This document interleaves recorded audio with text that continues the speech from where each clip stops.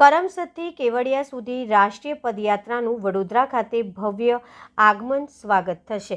સરદાર ગાથા અંતર્ગત નવલખી ખાતે કીર્તિદાન ગઢવીનો લોક ડાયરાનો કાર્યક્રમ યોજાશે। સમગ્ર વિશ્વમાં હિન્દુસ્તાનને ગૌરવવંતું સ્થાન અપાવનાર રાષ્ટ્રના પ્રધાનમંત્રી નરેન્દ્ર મોદીની પ્રેરણાથી સરદાર વલ્લભભાઈ પટેલની 150મી જન્મજયંતિના વર્ષ નિમિત્તે વિવિધ કાર્યક્રમોનું આયોજન કરવામાં આવ્યું છે, જે અંતર્ગત સરદાર વલ્લભભાઈ પટેલના જન્મસ્થળ કરમસદથી કેવડિયા કોલોનીથી રાષ્ટ્રીય પદયાત્રા સરદાર 150 યુનિટી માર્ચનો શુભારંભ તારીખ 26મી નવેમ્બરના રોજ મુખ્યમંત્રી ભૂપેન્દ્ર પટેલે શુભારંભ કરાવ્યો।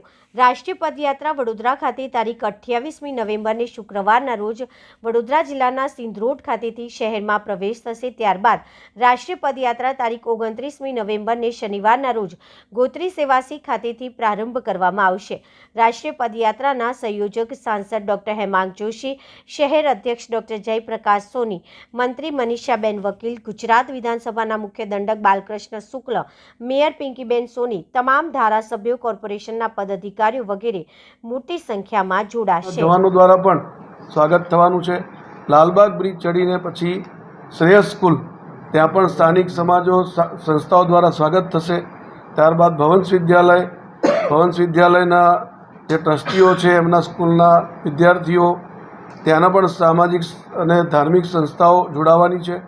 ત્યારબાદ સુસેન 4 રસ્તા પર ભવ્ય સ્વાગત થવાનું છે, ત્યાં શીખ સંપ્રદાયના અગ્રણીઓ ઉપસ્થિત રહેવાના છે।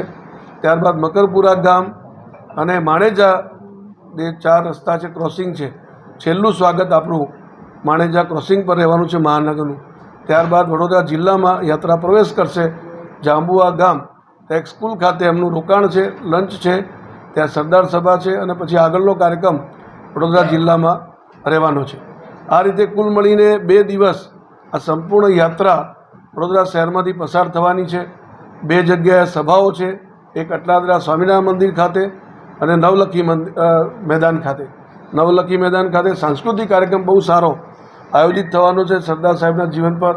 સૌ નાગરિકોને મારી અપીલ છે કે આ સરદાર સાહેબનું જે જીવન છે, આપણે એમનામાંથી પ્રેરણા લઈને એક ભારત શ્રેષ્ઠ ભારતનો જે એમનો નારો હતો, એને જે મોદી સાહેબે આગળ વધાર્યો છે, એ નારાને મજબૂત બનાવવા માટે આપણે સૌ આગળ આવીએ। દરેક સામાજિક સંસ્થાઓ, ધાર્મિક સંસ્થાઓ, સમાજના અગ્રણીઓ, આગેવાનો, સૌને હું અપીલ કરું છું કે જ્યારે આ વડોદરા શહેરમાં આવી ભવ્ય યાત્રા આવવાની હોય, આપણે સૌ મોટી સંખ્યામાં જ્યાં પણ આપણે અનુકૂળ પડે ત્યાં ઊભા રહીને આ યાત્રાનું સ્વાગત કરીએ અને સરદાર સાહેબને સાચા અર્થમાં આપણે નમન અને શ્રદ્ધાંજલિ અર્પણ કરીએ।